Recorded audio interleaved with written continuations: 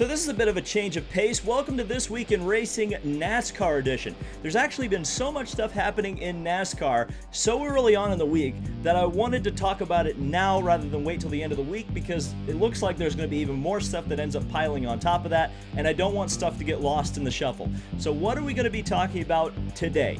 Well, NASCAR broke a pretty big story today that they confirmed their 2019 regulations involving tapered spacers and higher downforce. We're going to be talking all about that, breaking that down for you. We're also going to be talking about Sonoma's new layout. Well, it's actually the old layout of Sonoma. We'll get into that. And also, we'll be talking about a potential IndyCar NASCAR doubleheader. So what's old is new again at Sonoma Raceway. Sonoma announced during this weekend, during the Roval hype, that they would be going back to their old layout, the old SEARS Point, if you will, utilizing the full carousel on the track for NASCAR starting next year. Now, what is the current layout had been used since 1996, or 1997 was actually the first year they were using what we now know as the NASCAR layout. It actually changed a little bit going on to the modern times. Originally, the corner, which I refer to as the Robbie Gordon corner, where you've got that really large curb, it's a right-handed 90-degree corner where you always see the drivers hit it, get up in the air, and then come out right next to the wall. That actually used to be a very quick right-hander, which actually, in my opinion, was the best layout Sonoma NASCAR ever used. But they changed that fairly quickly, probably to add a passing zone or whatever. But it's interesting to see this come back. I think Sonoma is celebrating some kind of an anniversary, so it was kind of unclear whether or not this is going to be just a one-time thing or whether this is going to be a long-term change for the Sonoma NASCAR race. And what's also interesting about it is the fact that, again, it hasn't been used for so long, this particular layout in NASCAR. In fact, I don't think it's been used by a major racing series in a very long time. I'm trying to think. Maybe World Touring Cars around 2011 maybe were the last time a major racing series used this layout, or maybe even you go back to the ALMS races in the mid-2000s, around the time Dale Jr. got caught on fire. I think that may be one of the last times this particular layout was used. Now, a lot of people will point to, well, IndyCar uses the carousel, or used the carousel now in the past tense. They don't race there anymore. But that layout is different because of that straightaway that kind of bypasses a lot of the S's on the backside of the course and then goes into that little chicane. NASCAR won't use that particular layout. They're going to be using the full course. And what we learned at the Roval weekend was that not only can NASCAR put on really good shows at road course races, but when you change up the formula, when you change things up even just a little bit, in the case here, you can really exact a lot of interesting change. You can exact a very interesting race out of it. So it'll be interesting to see how the stock cars, modern stock cars, are able to handle the carousel. Again, I mean, it's been years since they've used this layout. It's going to be tough to go too wide through there. I think we're going to see a lot of cars off on the dust on the outside of the course coming off of the carousel. I think a lot of guys are going to push or be pushed out there. But outside of that, you come down off of that carousel and then there's a bit of a straightaway. That carousel, that corner, is actually going to become a very key point in the racetrack, because the people who get off of there very well will be able to accelerate and hopefully outbrake people down into the hairpin, which leads back onto the normal NASCAR course, if that makes any sense.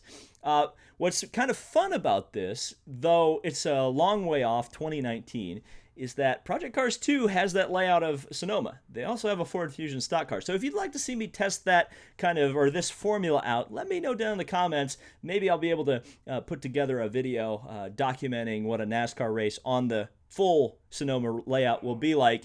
And it should be interesting. Again, them changing this up, I think there's some potential for good here.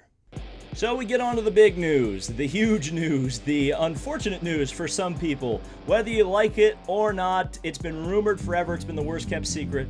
NASCAR confirmed today their 2019 rules package, which involves a larger tapered spacer and higher downforce, which will create racing somewhat similar to the All-Star race that happened this year. Now, I will say this, because some people seem to be a bit confused, especially in the last two videos that I have done covering these changes for 2019, is that people say it's not a restrictor plate, it's not the All-Star package, it's a tapered spacer. And ultimately, if I walk to the grocery store or if I jump on a pogo stick to the grocery store, I've still gotten to the grocery store. In other words, if you restrict horsepower with a restrictor plate or you restrict horsepower with a tapered spacer, it's the same damn thing, people. It's the same thing. Regardless, what's interesting about this rules package, there's a lot of interesting things about this rule package, but in 2019, the first race for this package will actually be Atlanta. The final race that will use a conventional restrictor plate will be Daytona, the Daytona 500. After that, every race will be regulated with the tapered spacer. Now, what's interesting is that outside of the plate races, Daytona and Talladega, in this current iteration of the rules package, every car is already equipped with a tapered spacer. The engines that are currently in the stock cars for NASCAR are capable of somewhere in the range of 850 to 900 horsepower. They're restricted using the tapered spacer to about 750. Next year, they're going to be restricted, slashed again, another 200 horsepower down to 550. At the All-Star race this year, they were slashed all the way using the restrictor plate to 400 horsepower. So there is a little bit of a horsepower increase over the All-Star package. The difference being that there's going to be a whole lot of aerodynamic changes to the cars. Higher splitter, larger rear spoiler. We've got the aero ducts at some tracks for next year, but not all tracks for next year. So that's where the variance is going to be in the package. It's going to be, again, really similar, I think, to the All-Star package. It's going to be very similar to that. It's going to be cars tightly packed together. It's going to be a lot of flat-out racing. Now, some people have pointed out, or said at least, that, well, a tapered spacer with the horsepower that they've been given, they're going to have a little more throttle response, a little bit more variance. There's potential that there will be more separation between the haves and the have-nots. I'm not so sure about that. We'll have to wait and see. But on some of the higher speed tracks like a Michigan, a Fontana, a Chicagoland, I just do not see this. I think it's going to look exactly the way we think it's going to look. Now, it's interesting where kind of some of the blame game has gone. Steve O'Donnell came out in essentially a damage control statement and said, we're not trying to get pack racing.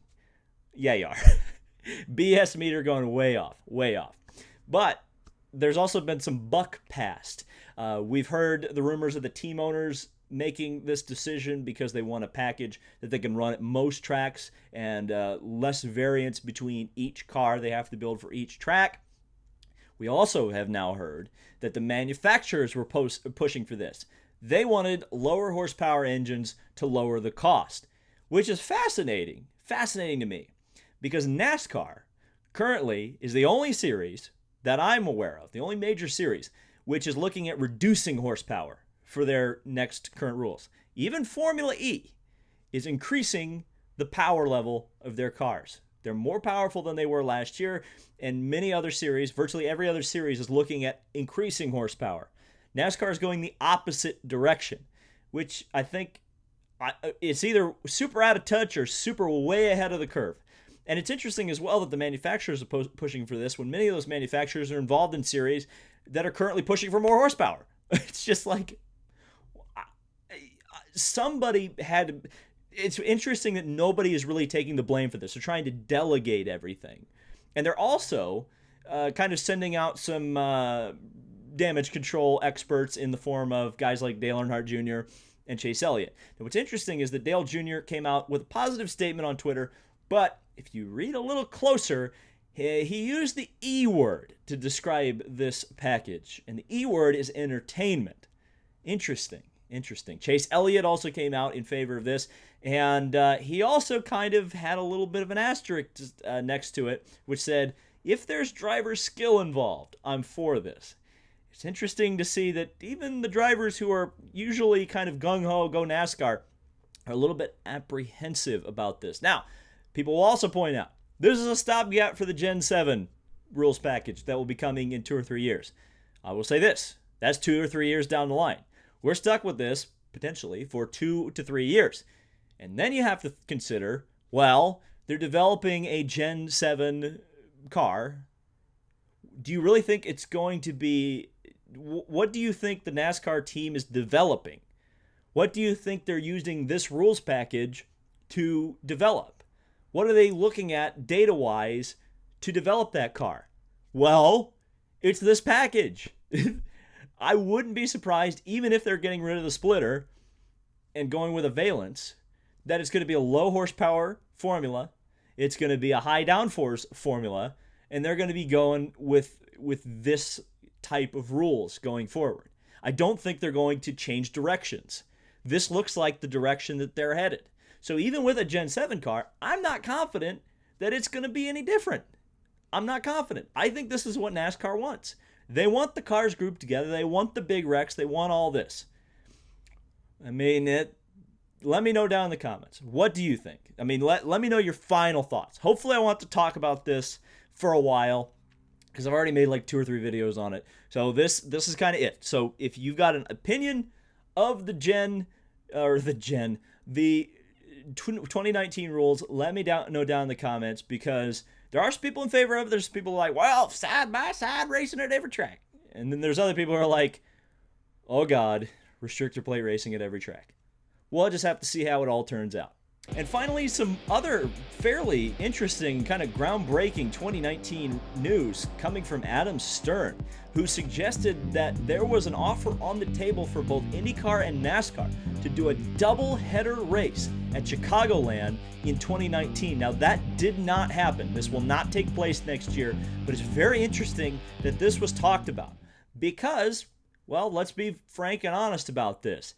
Egos usually get in the way. And it's amazing that NASCAR and IndyCar put their egos aside for even this much of for even discussions to get this far in potentially joining forces at one super weekend and really bringing a lot of value to the fans. This would have been a hell of a weekend if it happened. It would have been IndyCar's return to Chicagoland. It would have been on July 4th weekend, I would assume. It would have been on the NASCAR weekend. But again, this would have been a Midwest race. You would have had a strong IndyCar base coming out for it as well. So the added value one way or the other, if you're an IndyCar fan, you get a NASCAR race. If you're a NASCAR fan, you get an IndyCar race. That would have been interesting. Now, there are a lot of things I can see that prevented this. Again, I think a lot of it has to do with egos. And ultimately, there's a lot of IndyCar fans who say, well, why does an IndyCar race with IMSA? Why don't they run the Watkins Glen race at the 6-hour race? I'll tell you why. Because IMSA is the show.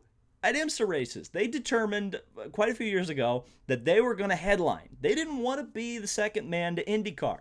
And so I suspect a lot of this has to do with IndyCar saying, well, we don't necessarily want to be the number 2 guy at this race.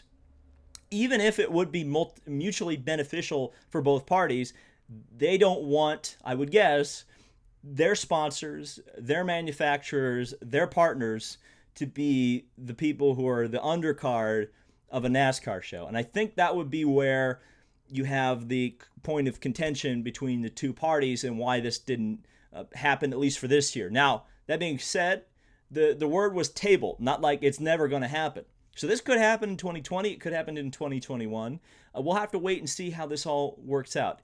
I think ticket prices, if it were to happen, would be a very key point to this. They'd have to come up with some sort of a reasonable package so that fans could go to both races without having to spend an arm and a leg. I think that's how you would make this work. Chicagoland's got enough seats. You can cut the price back a little bit to get more people in the building, and particularly more people in for both races. You fill those stands twice, I mean, that looks good for everybody, especially twice in one weekend.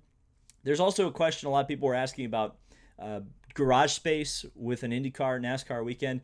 I don't think it would be a problem, because if you weren't already aware, there already is a NASCAR IndyCar doubleheader that happens. It's called the IndyCar Texas weekend. The Truck Series is a support race for the IndyCar race that weekend. Now, again, we get into the support race versus big show event. Certainly, it would be a little bit different if it were a cup race and IndyCar was on that weekend, because then you're talking about, well, which one's the undercard? Is IndyCar the undercard? Is NASCAR the undercard? But this NASCAR and IndyCar can work together if they want to on a weekend such as this. Now, it certainly would be unprecedented for this to happen, but it certainly would be interesting if it were to happen. I'm skeptical that it would ever happen, but I would like to see IndyCars back in Chicagoland, and I certainly think it would make me more interested in buying a ticket if they said, hey, there's a NASCAR weekend or a NASCAR race that weekend too. Wouldn't that be neat to see the NASCAR practice session end and then right out onto the track go the IndyCars? What world are we living in? What world are we living in? So that is this first couple days, the Tuesday edition of the This Week in Racing NASCAR edition, NASCAR Tuesday. We're not going to do this regularly, but there was so much stuff to talk about that I just had to talk about it, and it's just fascinating to see where all these puzzle pieces and all this direction is going. So if you did enjoy this, be sure to leave a like on it.